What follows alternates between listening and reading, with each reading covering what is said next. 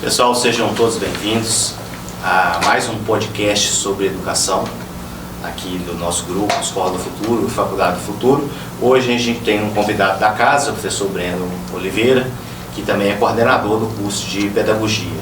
Então nada mais propício para a gente ter esse bate-papo, para a gente falar sobre bullying. Justamente agora, né, dia 7, nós estamos aqui na sexta-feira gravando esse conteúdo, mas dia 7 de abril é marcado como o dia da conscientização do bullying.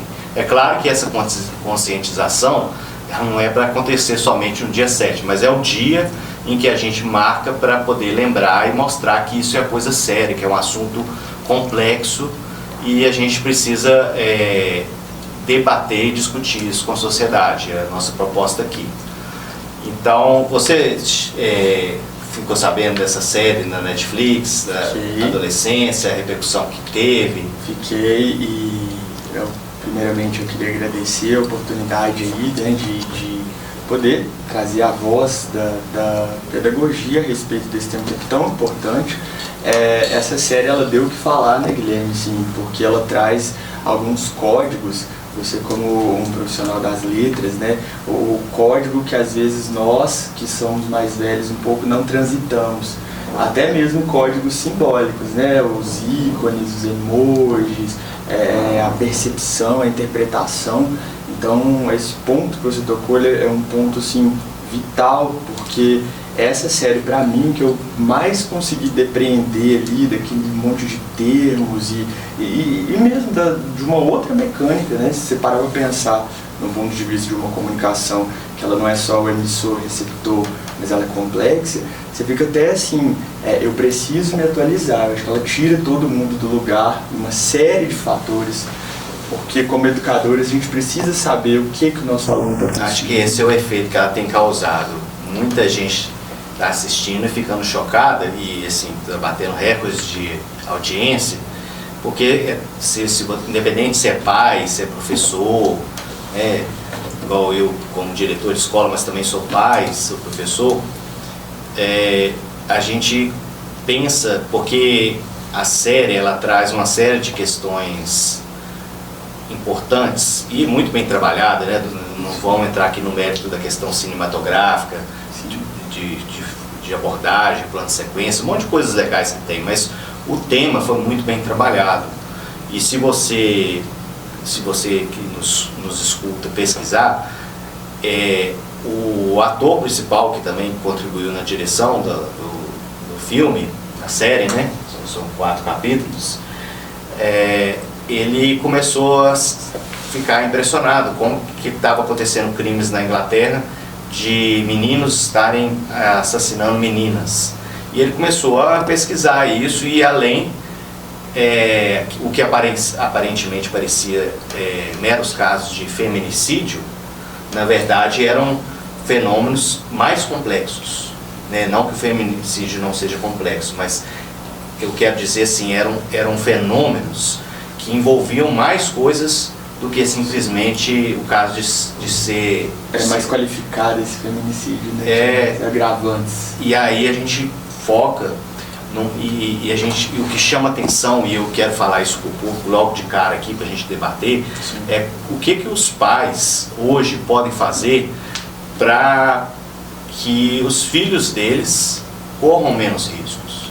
Porque fica claro, e é uma coisa que a gente já sabe, mas a série deixa isso muito claro, que muitas vezes a gente pensa assim, meu filho é tão bonzinho, ele fica lá no quarto quietinho, e você cria uma ilusão que está tudo bem, que ele não está lá fora correndo risco. Exato. Ele não está andando de bicicleta, corre o risco de ser atropelado, ou pulando um muro e cair e quebrar uma perna. Mas dentro de casa, a gente tem muitos riscos, e é sobre isso que a gente queria falar aqui também. E que tipo de risco é esse, e que tipo de risco acontece com o menino tendo acesso a um celular sem supervisão. Sim. Guilherme, a sua fala, assim, eu estou processando as suas provocações, assim, cara, a sua fala ela traz muitos pontos aqui que eu acho que precisam ser refletidos, né? É muito importante esse diálogo. Você que nos assiste, você que está acompanhando esse podcast, que é pai, que é mãe, eu vou ponderar, né, alguns aspectos principais aqui. O primeiro deles é se você está assistindo aí, meu aluno, minha aluna de pedagogia, a minha primeira aula sempre fala o seguinte, Guilherme: a infância, e aí leia-se a adolescência também, é um solo que a gente vai pisar por toda a vida. Existem cicatrizes, eu tenho certeza que cada um de vocês que estão nos ouvindo, você tem cicatrizes que foram geradas lá no momento anterior, que até hoje nos limitam ou deterioram de alguma forma a nossa potência. E isso é uma questão que nós, como educadores, como pais, precisamos estar atentos a não cairmos numa lógica de assim: eu sofri bullying, na minha época não existia isso e eu sobrevivi, porque isso é um discurso recorrente nos lares. Já ouvi muito, eu já ouvi. Então, assim, sobreviveu, mas cheio de traumas, de limitações, tomando remédio controlado, né, fazendo terapia, e para tratar questões que às vezes se mostram como incuráveis. Então, esse eu sobrevivi. Ou compensando, né, também. Compensando, e às vezes de maneira até inconsciente. Então, não é porque assim, existe uma máxima na internet que as pessoas falam assim, que mimimi é a dor que não dói em você, porque se doesse em você não era mimimi. E aí, assim, você atribuir a uma geração, a uma pessoa que você deveria cuidar na condição de pai, de educador, uma fraqueza, falar: menino, não, tá muito fresco, muito fresca, tem que adquirir caráter, não, tem que ralar mesmo para aprender. E às vezes quem fala isso não sabe nem o que é um emoji. Exato. O que isso significa, não para você, mas qual é o código de linguagem.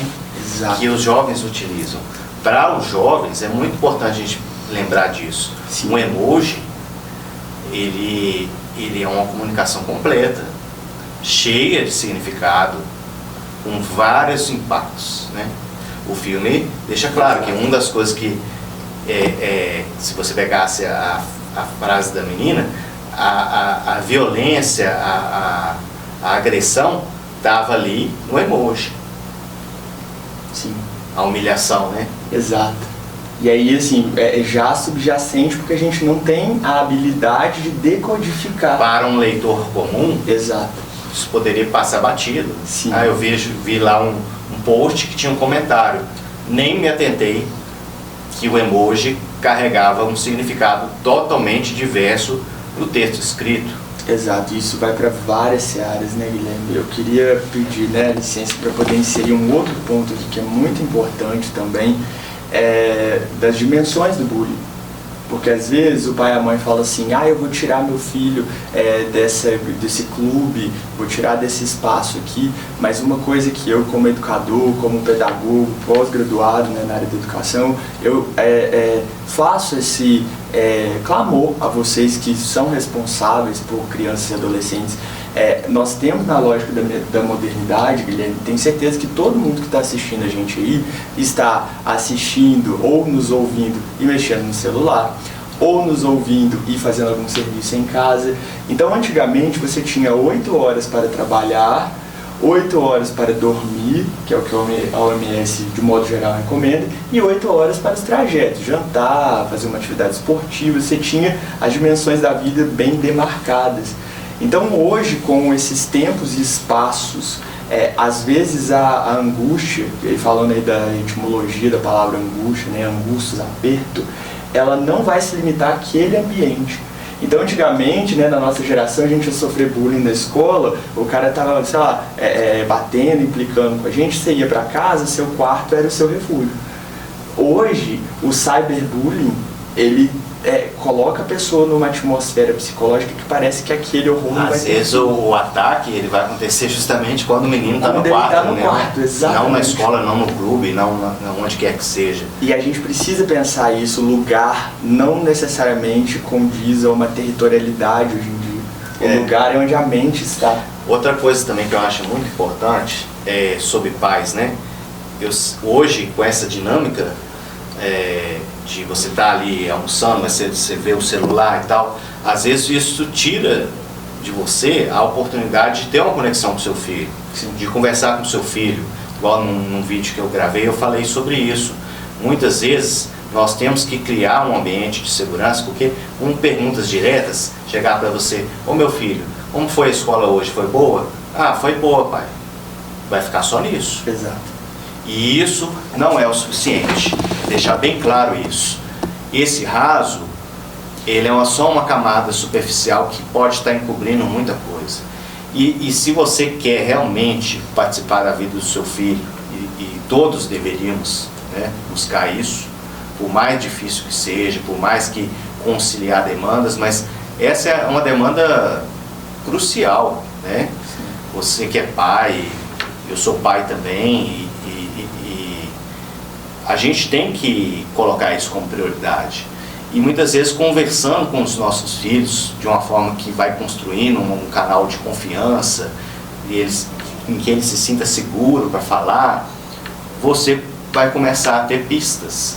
E às vezes a gente pode dar exemplos indiretos, por exemplo, falar assim, olha, no meu trabalho tem uma pessoa lá que ela trata todo mundo mal, ela fica humilhando as pessoas, eu não acho isso legal. Sim. E tal, e de repente até a criança, o adolescente vai se sentir à vontade para dar algum exemplo, para falar, né?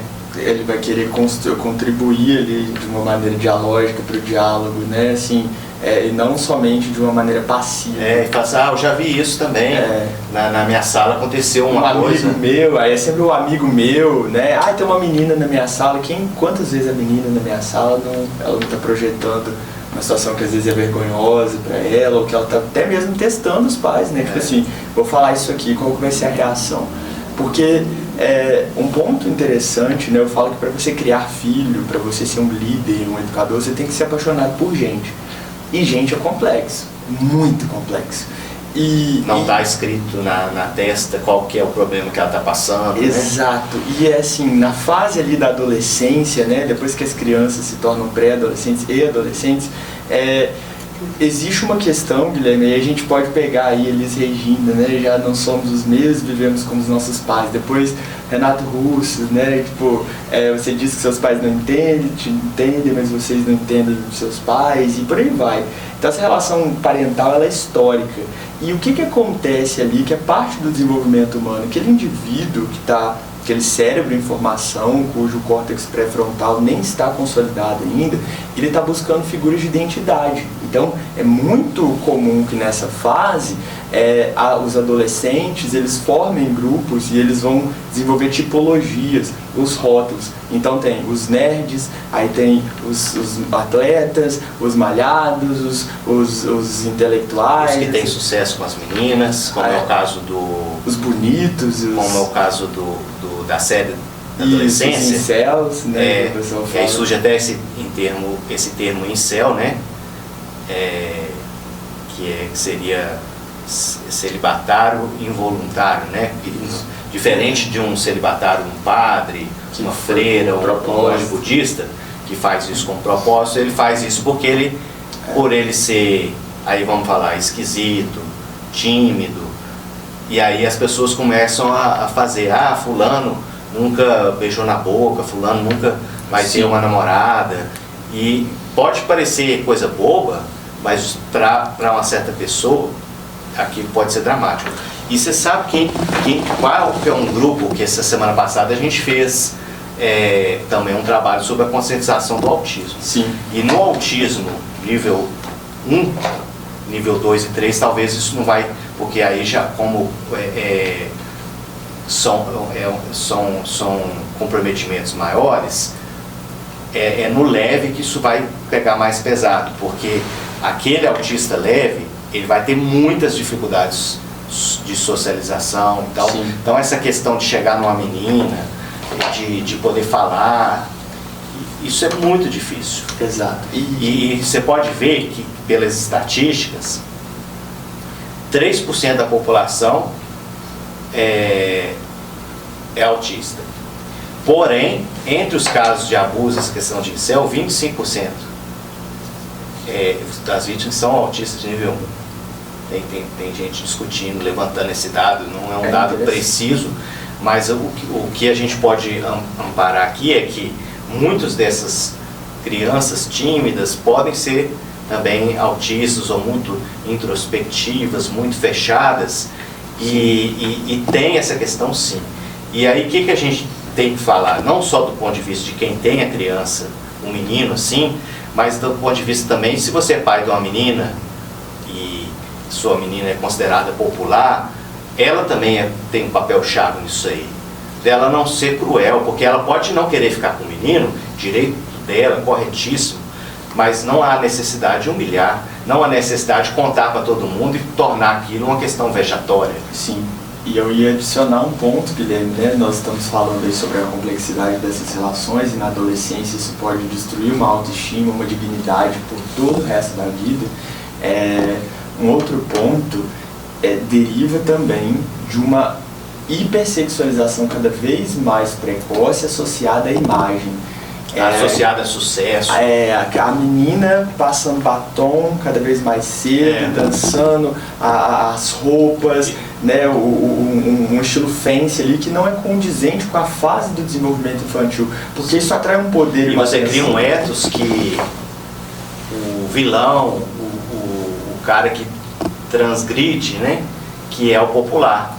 Isso vai mudar muito na vida adulta, porque na vida adulta vai se valorizar o cara que tem sucesso, que desenvolve uma profissão, não é o cara que fica sendo preso. Sim. Mas nessa época, as meninas às vezes acham legal que o menino foi posto para ser fora de sala. O bad boy, a figura do bad boy como... Então, tem muita coisa para ser feita, se você for olhar. Exato.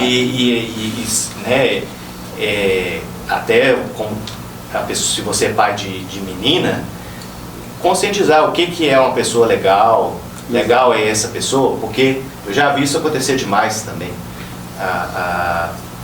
Por ter essa tendência que eu não sei explicar, porque essa atração pelo bad boy, até que ponto muitas meninas não se enfiam no buraco também, né? Então, assim, toda essa cultura de significados perniciosos, que são significados que trazem práticas maldosas, práticas cruéis, que você inclusive impede a pessoa dela ser ela mesma. Eu falei no vídeo aí que eu gravei que o bullying ele fere inclusive o Estatuto da Criança e do Adolescente, que preconiza que toda criança e todo adolescente tem direito de ter a sua personalidade preservada. Sim. Quando a gente cria essa máquina de destruir pessoas, né, essa rede de fazer tudo isso, nós estamos violando, inclusive, no sentido das garantias legais. Exato.